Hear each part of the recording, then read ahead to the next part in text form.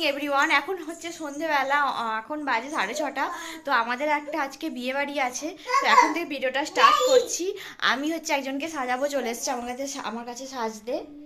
এই যে চলে এসছে আমার কাছে সাজবে বলে, আর ও হেল্প করছে।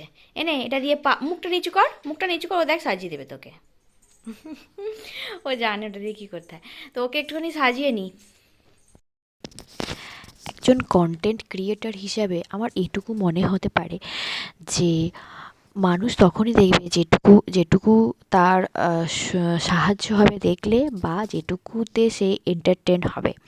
তো সকাল থেকে বিকাল পর্যন্ত তেমন কিছু লাইফে ঘটেনি যেটা তোমাদেরকে দেখানোর মতো, যার জন্য আমি ব্লগটা খুবই ছোট এবং সন্ধেটুকুই জাস্ট শেয়ার করছি। সাজাতে ভালো লাগে প্রথম থেকেই, ছোট থেকেই, এবং সাজতেও ভালো লাগে। সাজা সম্পর্কে আমি অতটা না ভালো জানলেও যেটুকু নিজে সেজে বেরোই তাতে অন্তত লোকে বলে যে হ্যাঁ ঠিকঠাকই সেজেছি। আর এই যে বাচ্চাটাকে সাজাচ্ছি, এই বাচ্চাটাকে কিন্তু আমি খুব বেশি মেকআপ দিইনি, যেটুকু দরকার সেটুকুই আমি মেকআপ দিয়ে ওকে সাজিয়েছি।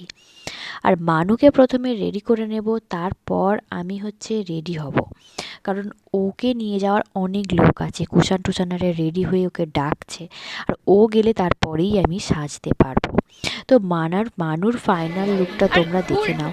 যদিও ওর মাথার ক্লিপটাও খুলে ফেলেছে, কিন্তু খুব সুন্দর দেখতে লাগছিল। আর এই যে আমার লুকটা কেমন হয়েছে, যদিও তোমরা আমার অন্যান্য ভিডিওতে দেখতেই পেয়ে গেছো আমার লুকটা, তাও তোমাদেরকে দেখিয়ে দিলাম। আর এই যে এনাদেরই বিয়েতে আমরা গিয়েছিলাম, একদমই বাড়ির পাশে, বাড়ি থেকে আওয়াজ শোনা যাচ্ছিল। আর মানুকে কোলে করে নিয়ে ছবি তোলার মুহূর্তটা কী করে মিস করি বলো তো।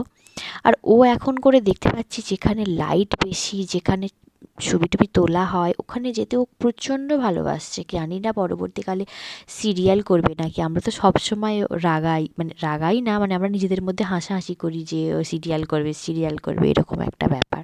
তো যাই হোক, এটা আমি মজার জন্য বললাম।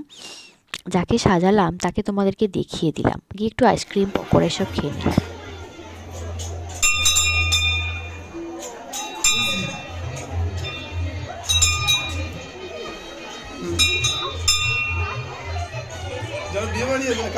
কালী পুজো এসছে, জানো বিয়ে বাড়ি নয়।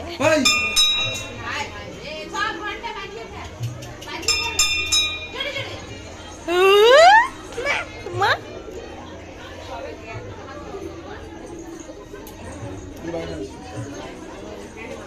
আমি কিন্তু নিতে পারবো না।